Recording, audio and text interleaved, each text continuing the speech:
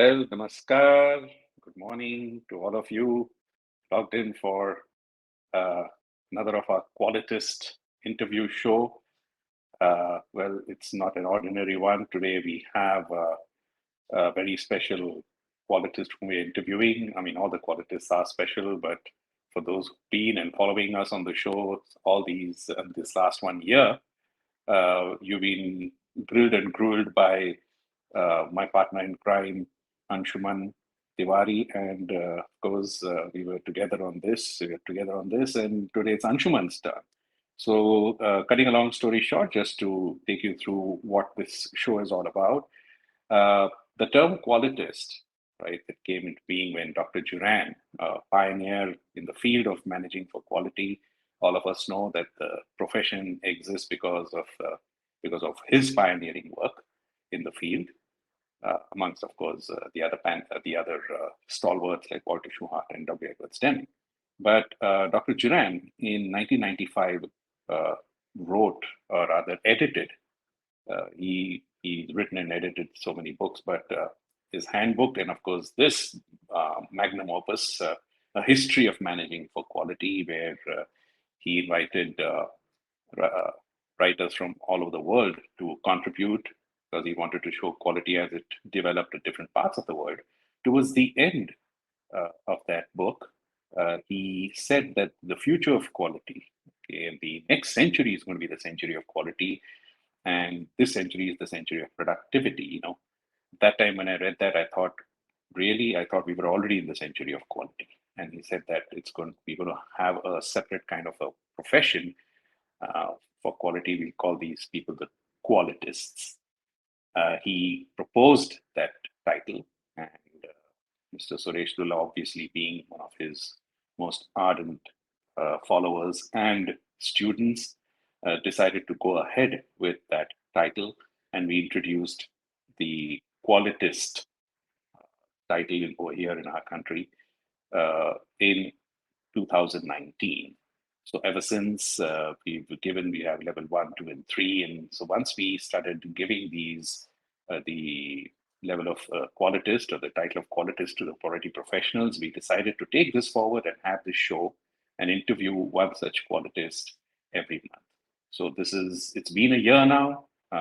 Today is our 11th guest. I think there's just 1 month where we did not have a guest on our show.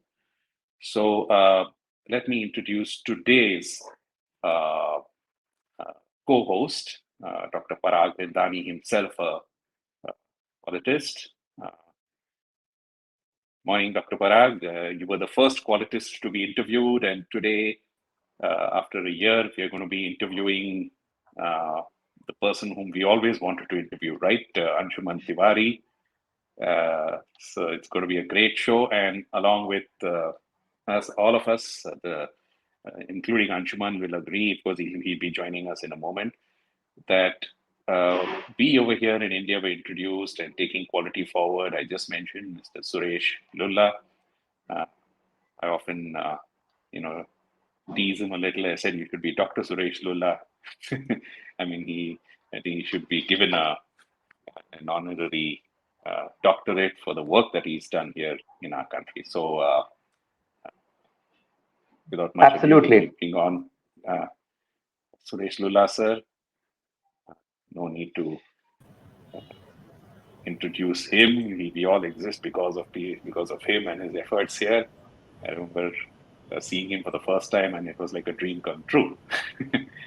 So, Suresh sir, today we are here to grill and gruel Anshuman. And how do you feel about it? Your prodigy. I mean, all of us are your prodigies, but he's been your official prodigy, so to say. Where's Anshuman? I don't see him. Oh, I will be bringing him on. There he is. Oh, yes. Oh, I don't like talking behind his back. Well, So here you um, are. good morning to all the participants. Good morning, Balaji. Good morning, Morning, sir. Parag. Good Good morning, morning. Anshuman. Morning, sir. It's a pleasure to be on the 11th episode. And I guess Anshuman's been patiently waiting. When will my turn come?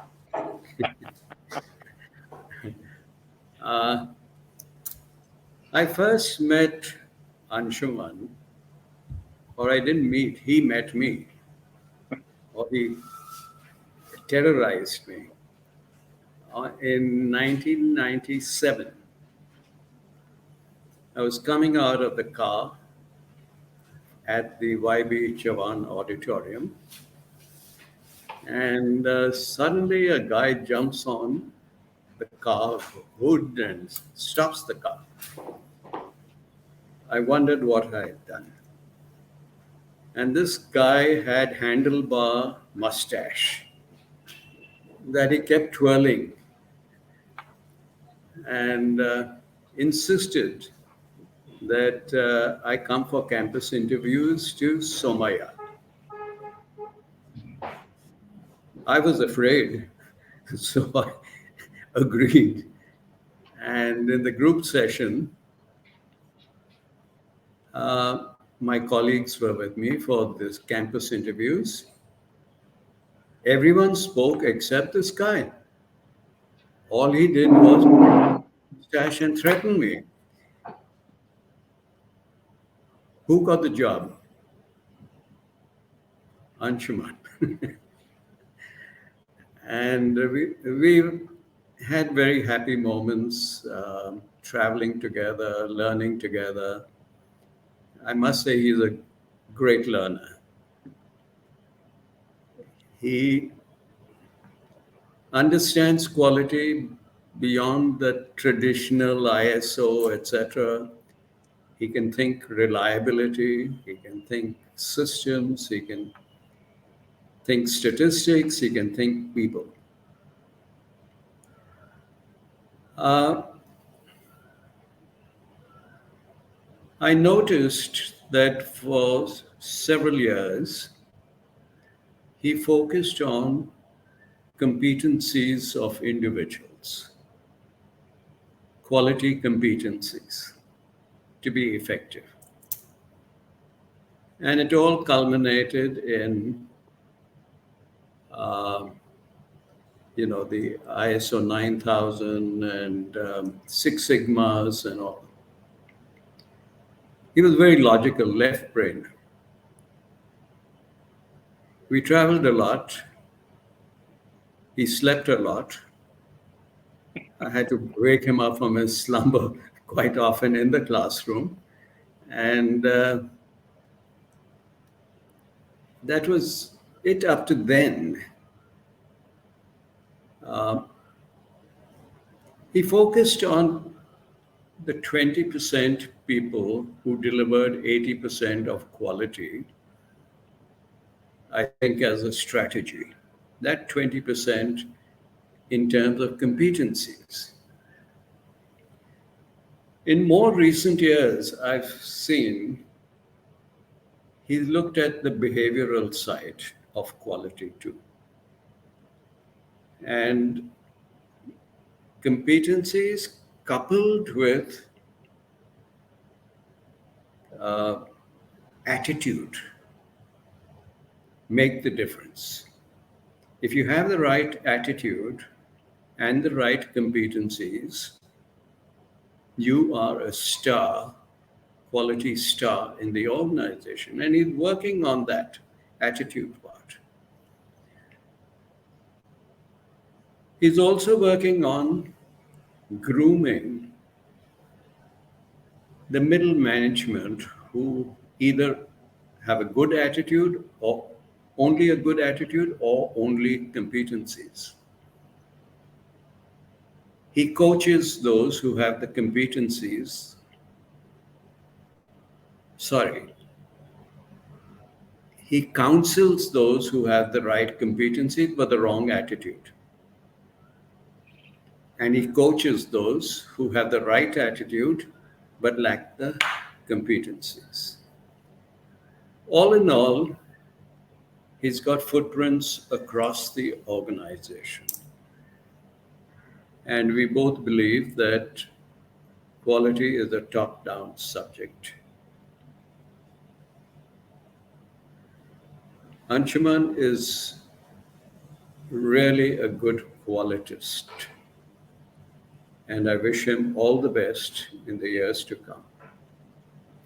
Thank you. Over to Over to you. you. Wow.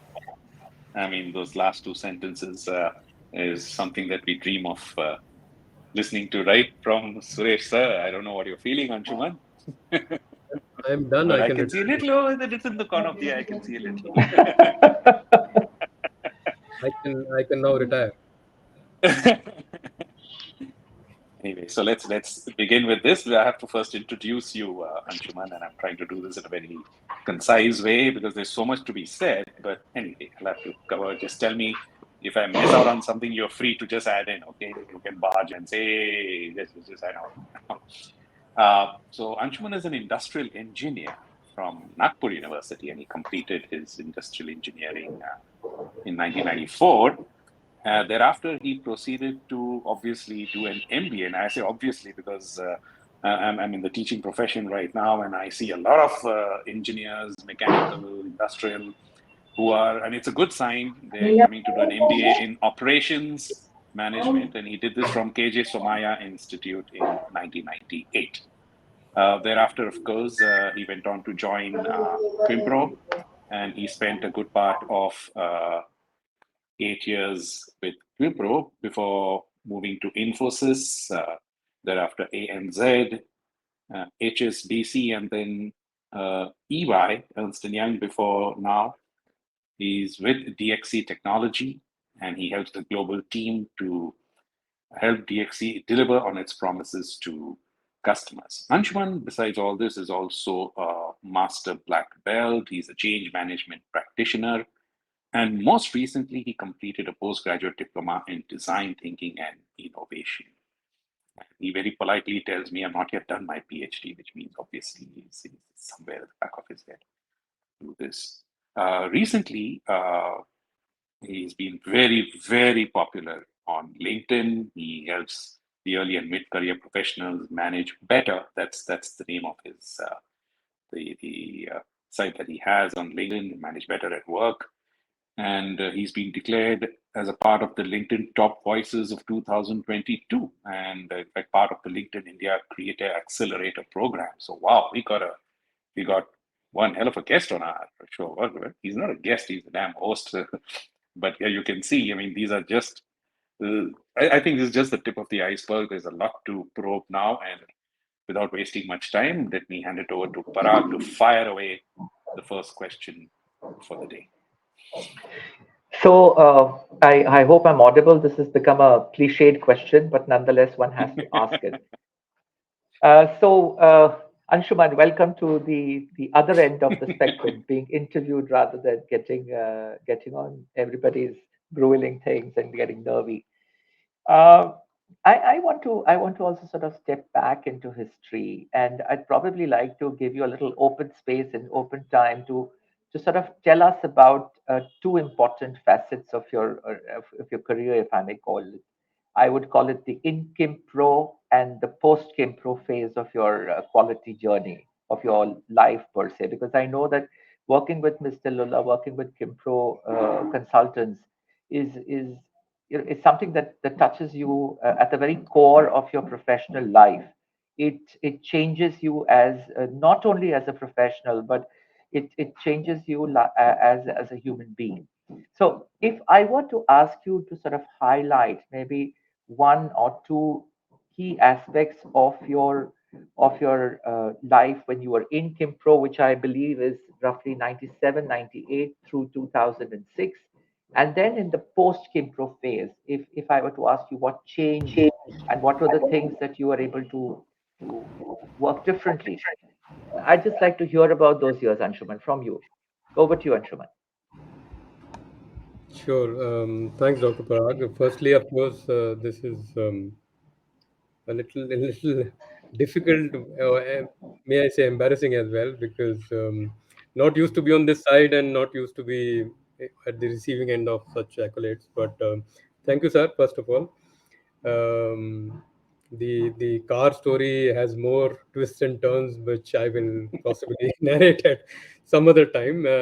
You only know the last few seconds of the car story, and the rest I will share some other time. But Dr. Parag, for your question, and I think I can actually pretty much define my career or describe my career in these two parts. So, what you said, during the, while I was working actively with Kimpro, though I keep saying that uh, we can leave Kimpro, but Kimpro doesn't leave you; it stays with you.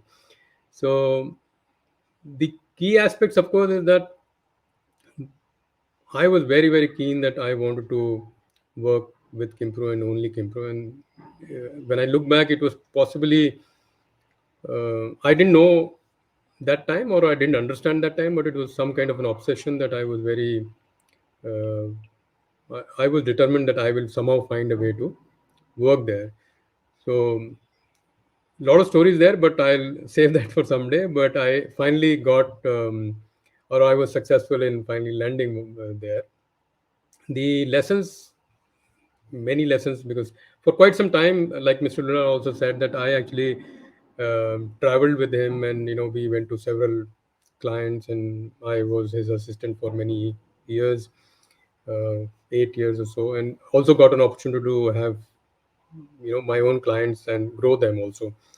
So I would break those that journey. Of course, one key period is the learning part, which never ceases. But initially, you learn a lot more, and if you are open and if your eyes and ears are open, you are learning almost every day, including formatting a letter and making sure that the communication um, is accurate and articulate.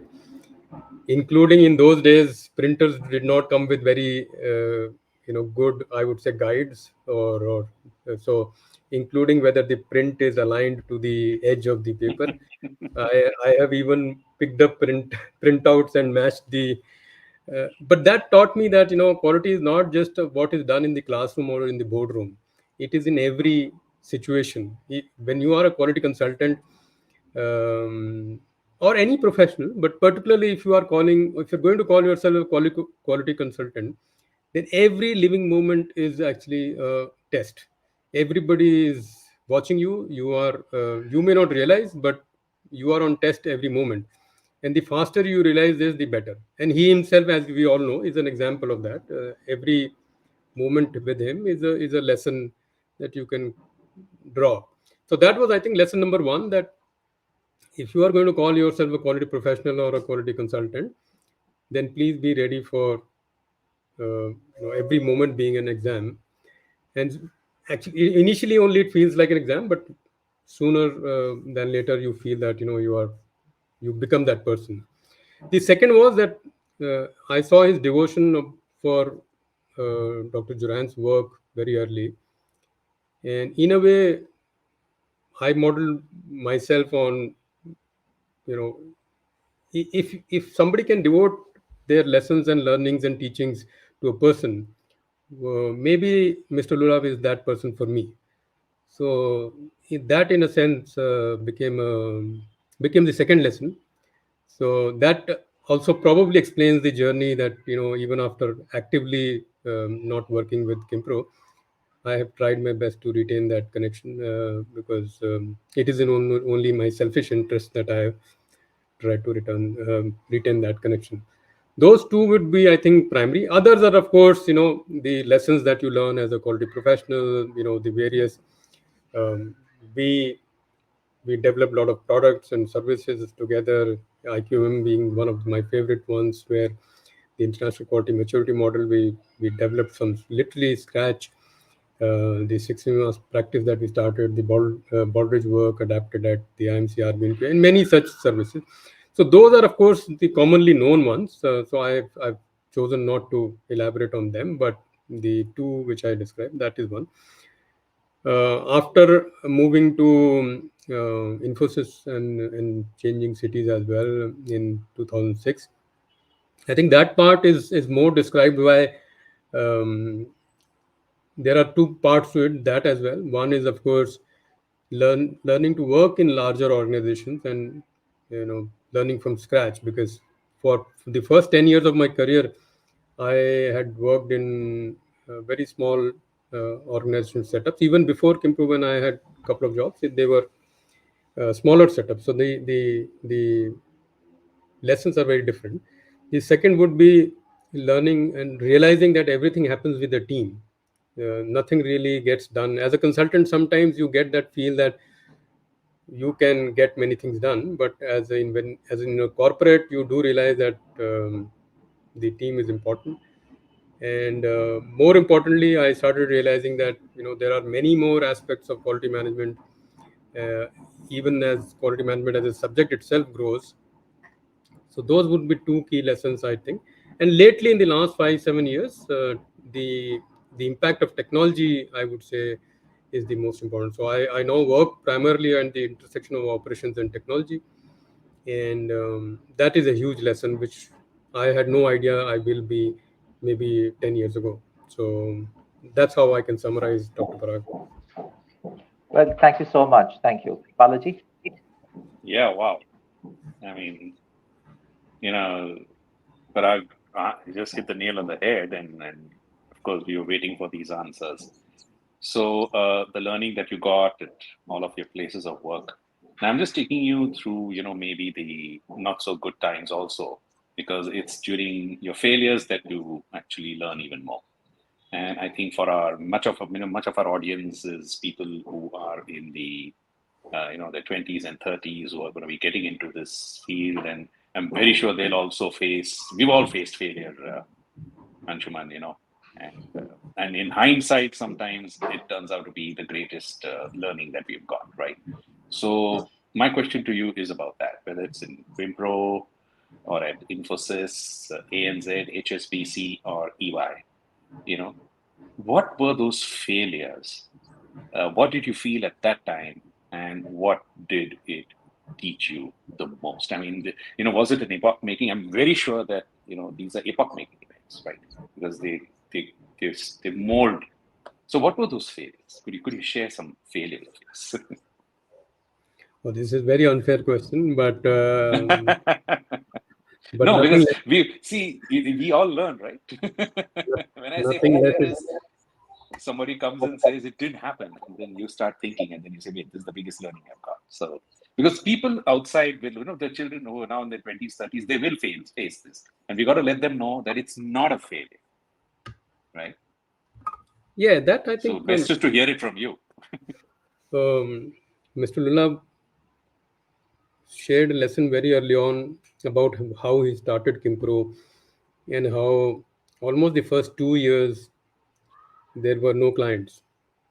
Exactly. So, and many conversations started and did not lead to a client. And even in the 8 years that I was there, more than eight, I saw many conversations which seemed extremely promising and did not lead anywhere. So the one lesson early on at Kimpro and through Mr. Lula's teachings and his own career were that your success rate can be 1 in 10, but then make it count.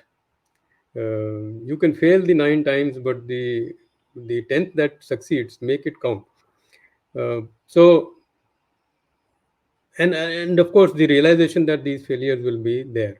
One, the other realization is that the most. I always say this, that the most fundamental human emotion is uh, the desire to blame somebody else. And this is probably coming from my interest in behavioral sciences, that the most fundamental human emotion is not love, fear, and other things. The most fundamental emotion is the desire to blame somebody when particularly things don't go right. And in work situations, or even in personal lives, that is most amazing. And that is a lifelong battle that you have with yourself, how not to blame somebody else, but to find what you can get better at.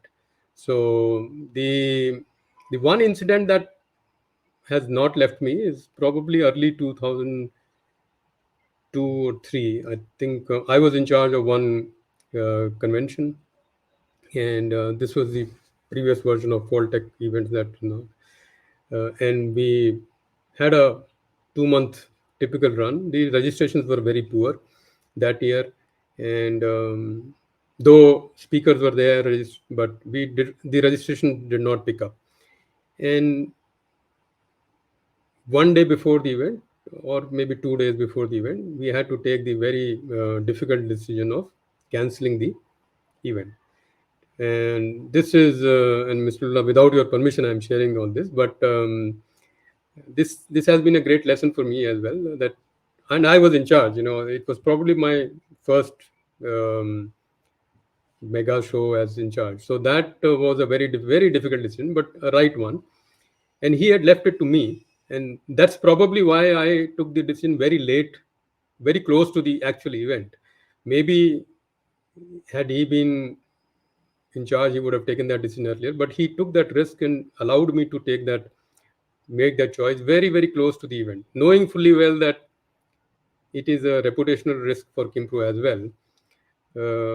And that's a lesson I have learned, that when you allow people to be in charge, then you really allow them to be in charge. So then you don't start meddling away every day.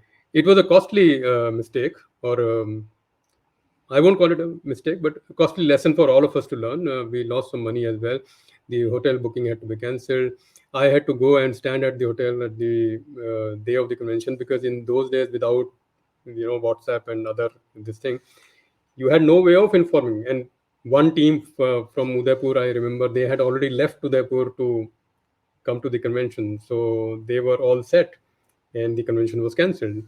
So there were about 10, 12 such people who had to be told, and that remains the single most biggest lesson for me in terms of failure as well as a lesson. And many lessons were learned, that may in these situations an action could have been taken earlier, again by me. And secondly, the more humble the lesson also is that he did ask me to go and be present at the hotel and meet each person who had registered personally and convey this. Initially, I felt very awkward, but then I realized why it was important, because I was in charge and I had to take that responsibility. And that is a lesson I have carried since then, that when you're in charge, you are in charge. Then you don't look for other people to blame. So that remains the single most. There are many others, but I think this one stays top of the mind. Uh, Post in last few years, there have been many others where I have failed in gathering support of senior leadership, but I have not really taken that too much to my heart. But this one has stayed with me in many ways. And if you have a long career, there will be many. So, but I'll choose this one to share. Wow.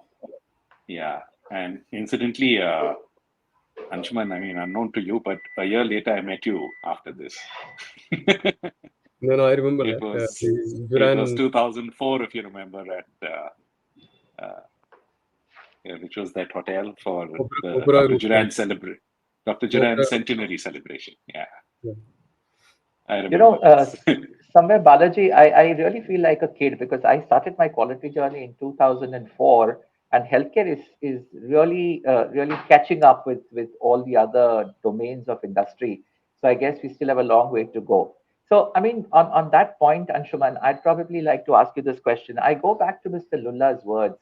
He spoke about you being able to work with competencies, being able to identify the right attributes, to look at attitudes in people. And you're always able to ensure that people are able to change and conform to the approach of quality that is required in the given scenario for the given project and so on and so forth, irrespective of domains. So my question to you is kind of twofold. Sorry for the long question. One, what do you think are the quality attributes, competencies, and most importantly, I guess, attitudes that a quality professional requires? And the second part of the question is, given the fact that you've been in this for over 2 decades now, and given the influence of the internet today, and a lot of computerization and computer tools today, I don't think it was that prevalent when you started way back in '98. what has changed in quality management over these last 2 decades in terms of attributes, attitudes, and competencies? Yeah, so I think I'll have to think a little bit, but top of the mind would be, of course, the attributes, or you can say the attitude and temperament and the competencies. If I mix all of that today, of course, there is a difference between all of them. But for brevity, if I mix all of that, one is, of course, a very open mind. So in quality, and actually in every subject, but particularly so in quality, you might be wrong. And if you are working on a project, you might be wrong. So the ability to hold back and not jump to conclusions, particularly in improvement projects, is of immense value. I always look for people who are not jumping to conclusions and they think they know the answer, because very often that answer may not be right. Even if it is right, the fact that you pronounce that solution very early in the project will actually shut others up. So even if you were right, you are actually losing teammates in the process. So that attribute is extremely important, and I always look for that even now when I am looking for um, teammates or people to lead projects in a corporate sense. The second is related, but ability to learn new stuff. There are quite a few people I still meet who want to live in the 1980s and 90s. I understand the fundamentals don't change, but the applications do change. So that ability to learn something new and making sure that you are able to apply, these are um, these would be two extremely important ones. Then, of course, the general professional values of integrity, humility, and all those apply to every profession. I think quality is no different. But in these two ways, quality is probably a little different to other professions. In many professions, maybe not much changes in 25 years. Which brings me to your second question: what has changed? Uh, so what has not changed are the fundamentals, that teamwork, problem solving, use of quality tools. These things have not changed, and I hope they don't change. What has changed primarily is the speed of or the expectation of very high speed results, and to technology. So technology has made sure that many traditional jobs are no longer there, and in the way that they were initially there.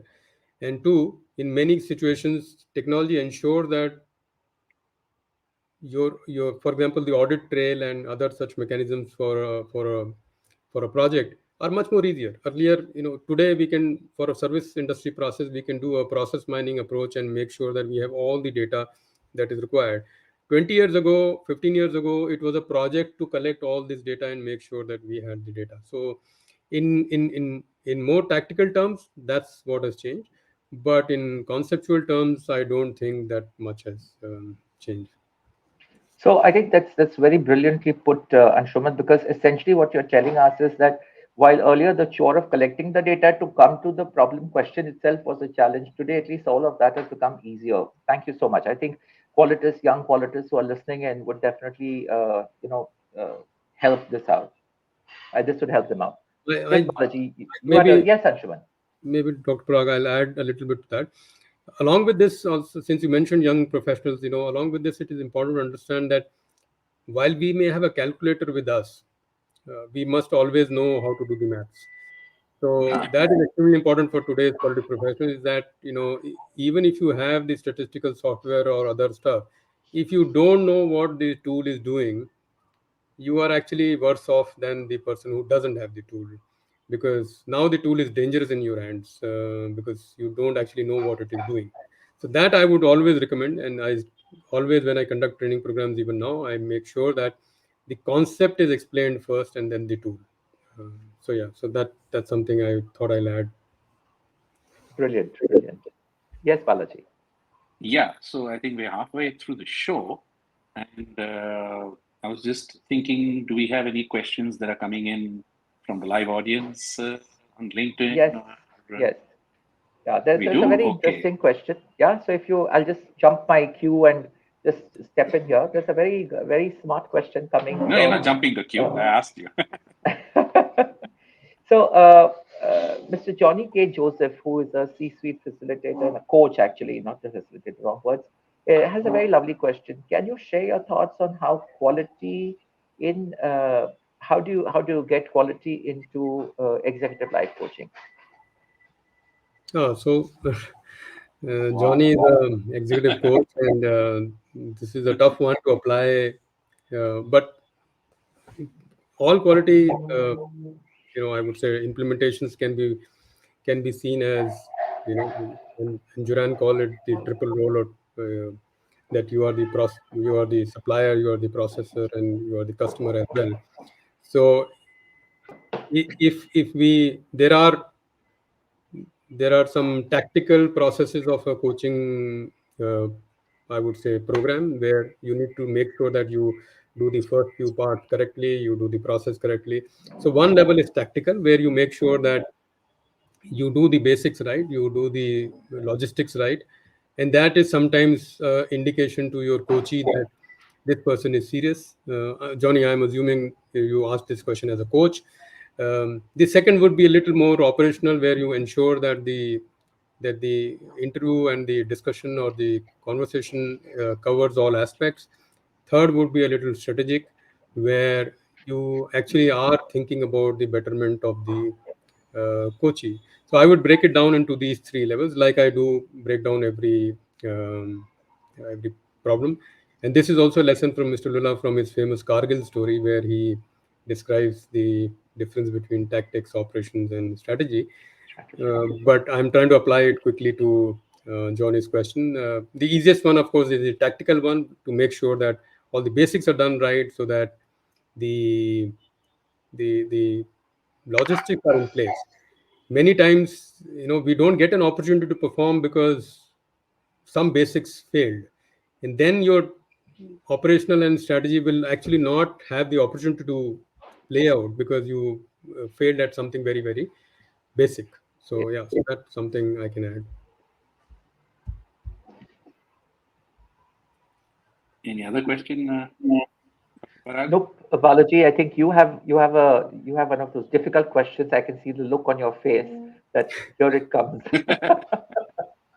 No, I was actually going to take an extension of what you asked about the tools, etc. And Anshuman, you said that the tools will remain the same. Now, what do you see the future of quality as a science and a profession? I mean, you said that these are the tools would remain the same, but as a profession, what would you want besides, of course, we are trying our best to create the qualitist movement, and it is spreading. Is there anything else that you think, because I think Dr. Churan had once mentioned that unless and until quality is given the same importance as finance, you have a chartered accountant thing in a way.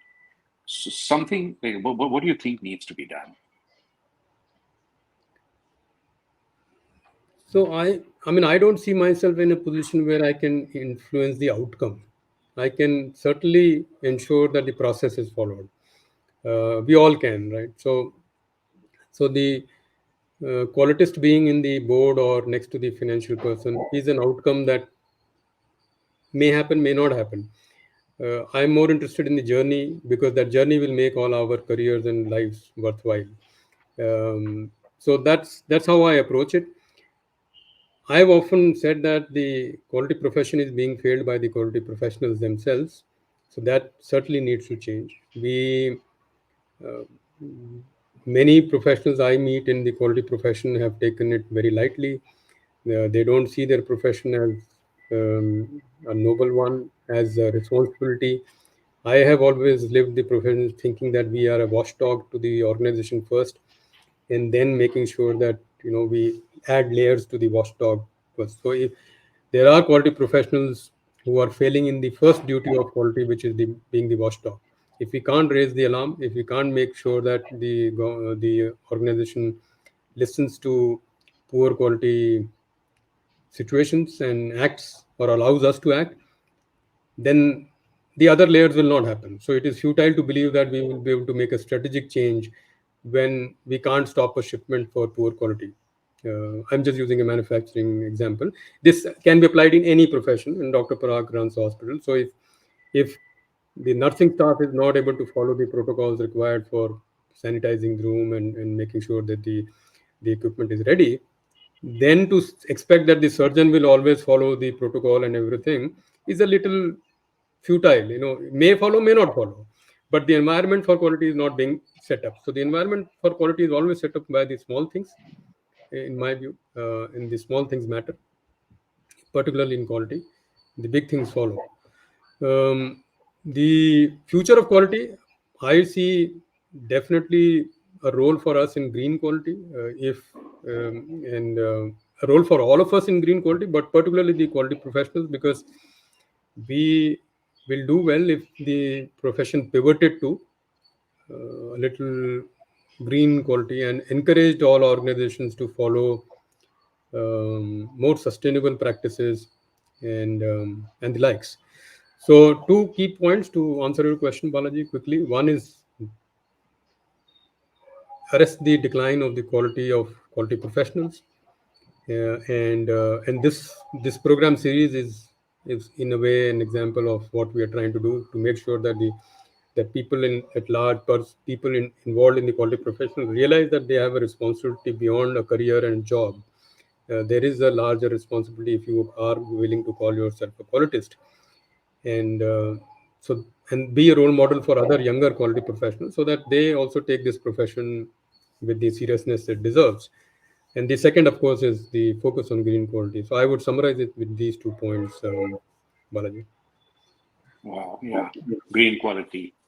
I think uh, Mr. Suresh Lula keeps hammering this into our head, right? Our ultimate customer is Mother Nature. And if we're not doing anything to please her, we might as well shut shop and go home because we won't survive. We won't survive. Yeah. I think these last 2 years, nature has taught us that she can do anything. And we can't control that. You can't predict, you can't do anything. And when she really acts. Right, Dr. Parag. Absolutely. Yeah, so we keep talking about the triple bottom line and about people, planet, profit, but unfortunately, most industry domains don't really look aggressively at the green element in the nature of work. I just want to go back and go to a little larger canvas, if I may, Anshuman, with your permission.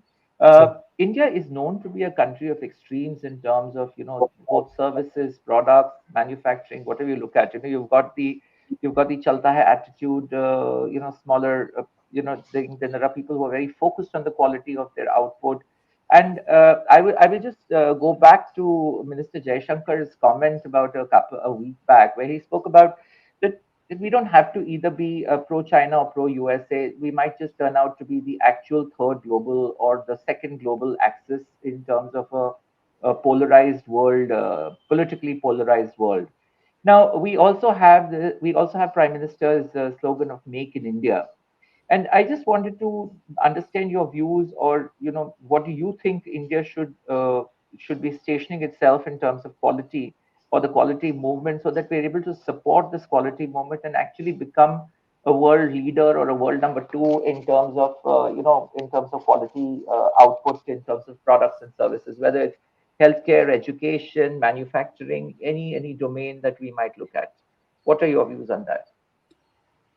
Yeah, so I mean, I think I recently spoke about this as well, that Make in India will be successful only when the product quality is world class.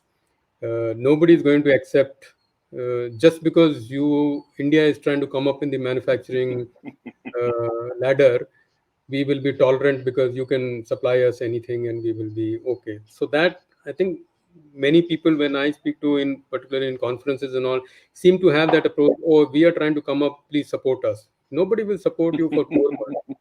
So that expectation of sympathy or is childish. And I mean, even children don't do that. So that has to go away systemically. That has to go away. That please do not expect anyone else to be charitable um for our efforts of coming up in the manufacturing line. So that has to stop as a system. And secondly, coming now to quality specifics, So programs, simple programs like zero defects and all are still extremely useful. The Quality Council of India has over the last few years instituted a zero defect Z program.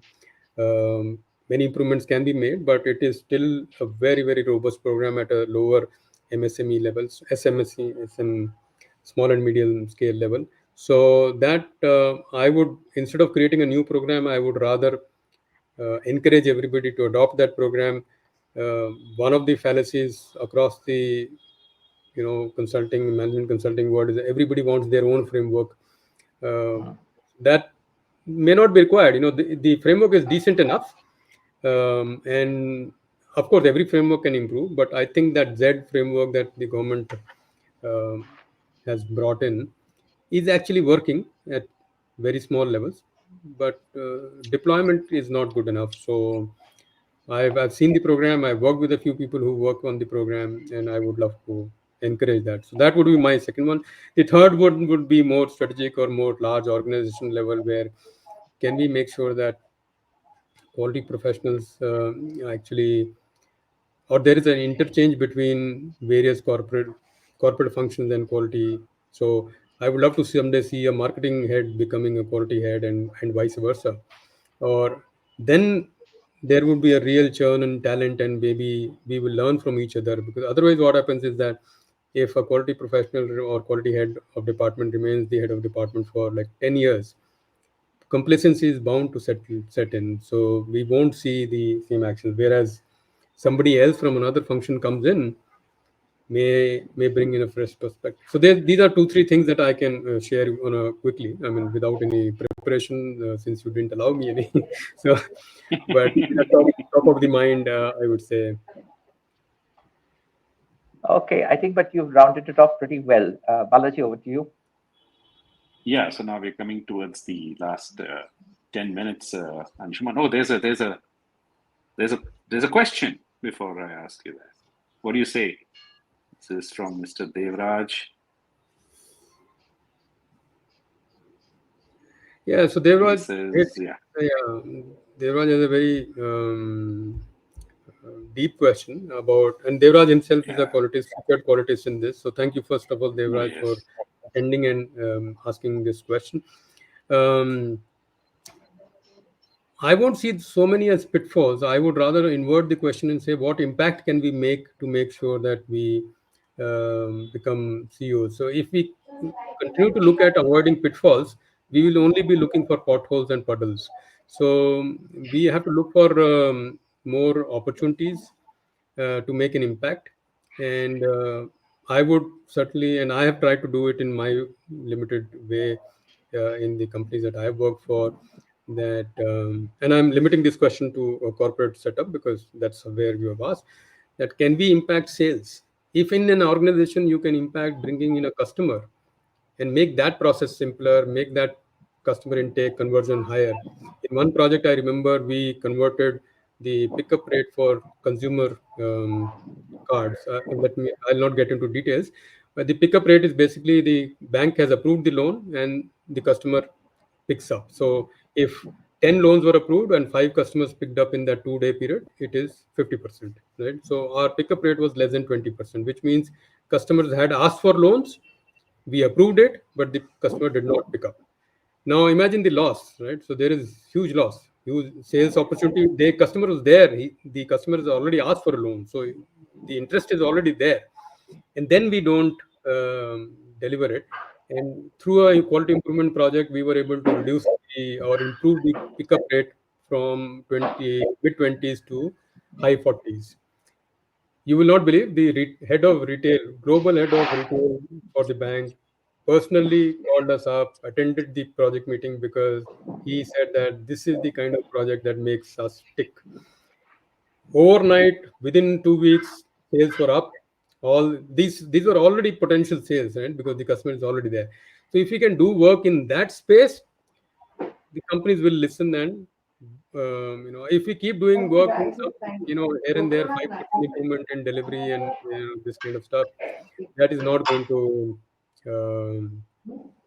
get us to the CEO position.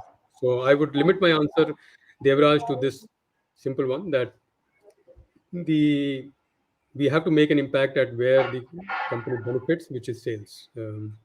So that would be my answer. All right. We have one more question from the audience. There are quite a few, but we're just listing Sure. out the one. I think you can look at. We have Mr. Ashok Kumar Kurup's question, and Mr. Lulla. Probably we'll have to get you also engaged. Mr. Lulla has a style of teaching which ensures that you remember the lessons. This I will also vouch for. I think all of us in the Qualitist group will vouch for. So Anshuman, there's a question up for you. Can you please enumerate a few elements of his teaching style that you imbibe? With he himself in the call, it is it is difficult, but I will try, Ashok, for old time's sake. Ashok is a good friend, but um, firstly, the softness of the voice and the tonality, in the sense that in a loud room, it is the softest voice that is heard. So he has always maintained that. I've been personally in rooms where there was a lot of commotion and chaos, and even if he didn't have a mic, people will instantly go down in their volume the moment he chose to speak.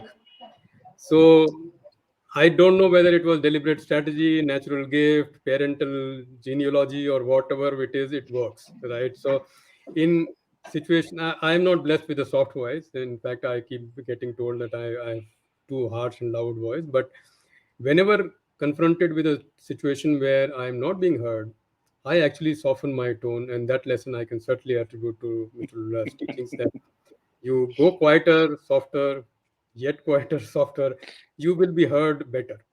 So that is one. Second is storytelling, and storytelling in a crisp and I would say uh, crisp and very articulate manner, that you don't use too many words, yet you convey the story. You don't tell the about the surroundings, but you comes directly to the point and explain the characterization. I've been in many situations where when he's narrating a story, we can imagine the situation that, oh, this person was standing here and this person was standing there, and so on. So that I would say is the second attribute. The third is leaving with a lesson. So don't finish the story without that one lesson, and don't overdo it. Right? Just leave it there. So these three teaching lessons, of course, the knowledge and the grasp on knowledge, the tools, the method, the all that we all know, right? Having worked with him very closely, these are the three things I learned deeply, that the voice level, the storytelling ability in a crisp manner, literally creating this situation, and thirdly, leave with a lesson, but just leave. Don't overdo it. So my apologies, sir, if I mis misinterpreted, but this is what I learned, so I have every right to say what I learned, right? So that's where. Yeah, coming to the stories, just to tell the audience that the fourth in the series of the Quality Fables has just been released, and it's mind bending. And though Mr. Suresh Rulla says it's the last, I don't want it to be the last. So I didn't want to announce. Oh, there it is. Yeah, there it is. So please, anybody in the audience, please go to the Quipro.com website and you could order for it. It's worth its weight in gold. And this is the fourth of it. When he says last, but I don't want it to be the last. I hope I'm just over-emphasizing this, Mr. Dula. I hope you're listening. Anshuman, we're coming to the last question. We just left it around 5 minutes, but talking about stories, talking about fables, you yourself are known, managebetter.in, so many of stories that you narrate there to bring your point. This does not come unless you've been a part of things, and second, unless you've read yourself. So the parting gift to all our listeners, what have been the books that you would want to recommend, to the beginner, which influenced your thinking when you got into this field? And what are the books you're reading right now? Oh, I should You have. could also tell us why. I mean, I should have guessed this question, but got you. but I didn't. Um okay, so the book that got me into quality is this. It's Oh always by wow! Oh come on! so This is the book that got me into quality, and the culprit is in the Yeah. call. So There he is. Yeah, I know. we can all, I in know good that manner, book. in This good one, the management, one that we followed it can up. play. The Yeah. one, So the one the that came after this also. The correct, customer but is queen. this is what got me hooked when I realized that by the time I was already into ISO 9000 and all. So this reading Mhm. this, I realized that, oh, ISO 9000 is just the first step, So it's not the crowning glory as I thought at that time. So this was, of course, 94, 95, that time period. But subsequently, I think the books that left the maximum impact, and Mr. Lula has gifted me so many books that I have a library of books only gifted by him. So, and if I can pretend to be a little well read. Again, the credit goes to him. But I think Stephen Covey's Seven Habits is my all-time favorite in many ways. That it it completely changes how you think. There have been many similar books over the years by other authors and so on, but nothing that left that same impact. Um, so that would be number one. I would put um, there is one book, very popular book, of course, The Last Lecture by Posh. This is a story of a professor who is dying of cancer, and then he shares a similar book is these days by When Breath Becomes Air. So these are non-quality books as such. Within the quality domain, of course, the most popular one, though, remains my number one is the Quality is Free by Phil Crosby. Easy to read, easy to understand, and we can all make sense of it. As you get a little bit more textbookish, I think Quality Planning and Analysis, QPA, by Juran is the number one any day, right? I rate it higher than the handbook. So these would be my um, quick, short collections. And from a journey point of view, Made in Japan, the story of Sony is another gem. Of course, off late there have been many books. The one I am reading these days is The Courage to be Disliked, which is about is the behavioral side of how we live, and where it places the philosophy of Alfred Elder, which says that the interpersonal or lack of interpersonal relationship is the root of all problems that we face. So, so that those would be my this thing. The usual suspects, of course, are all the quality books and all, but I would rate these three, four as the top of tops. Okay, just for the audience, the quality planning and analysis, the I think the fourth edition was the one which Dr. Frank Greiner took over. So it's retitled as Juran on Quality Planning and Analysis, not just Quality Planning and Analysis. And the fifth edition, he passed away after he had done most of the writing. So it's called Juran on Quality Planning and Analysis for Enterprise Quality. For those who are into this, these are the editions I think you should be looking for. Because now I think they've taken it to another, they've retitled it. So if you're looking for that, the fourth and the fifth edition. Right. So, I Anshuman, would it's like to been have. an hour. Yeah.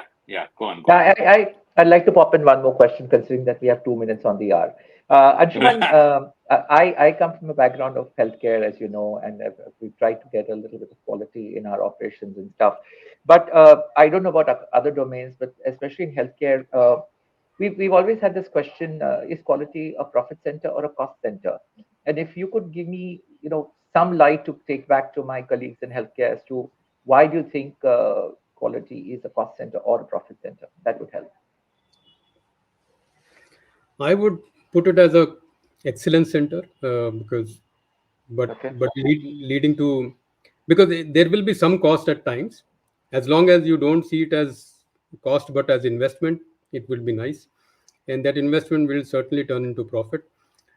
From if I leave the medical parts out, the actual diagnosis and other parts out, the the whole experience of the person needing a medical service or intervention from there, so from the phone call to landing up at the, I will tell you, I donate blood regularly, and I have this regular this thing with the hospital that I go to.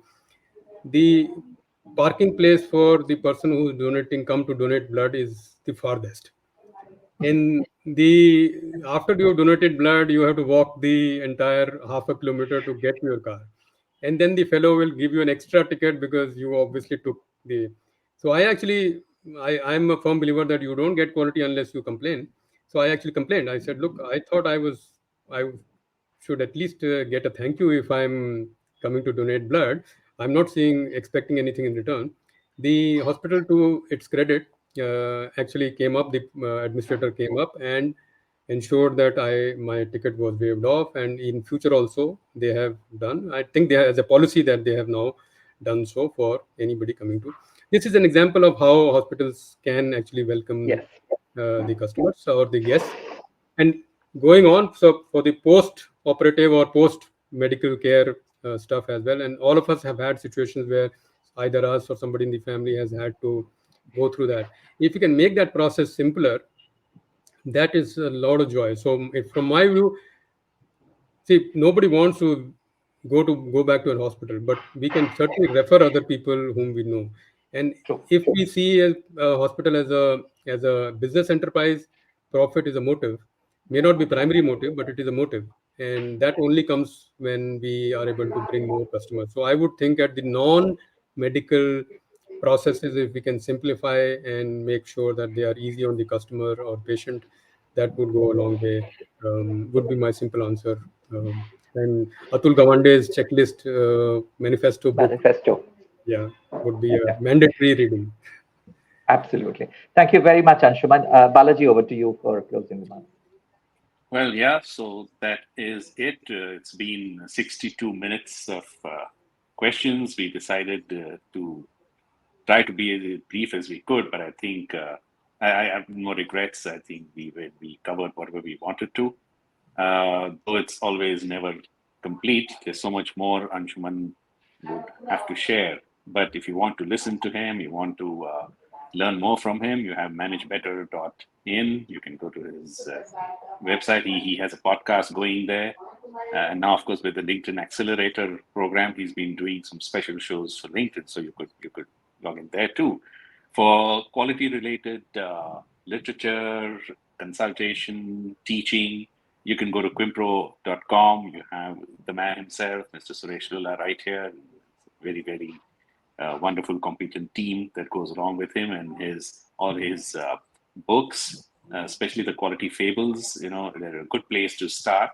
Uh, we just showed you the fourth part of that, the fourth edition of Quality Fables. So even 1, 2, 3 are equally good to read. They set your mind in a certain direction and put the message across. So that's it for this show, Qualitist 11. Next month, we're going to be meeting with yet another edition of this very program. I think we'll be meeting on July the 9th, if I'm not mistaken, but we shall definitely let you know July 9th, because then 11th. sometimes, yeah. So, I mean, because this was supposed to be last week, right? So we had a few hiccups going, but nevertheless.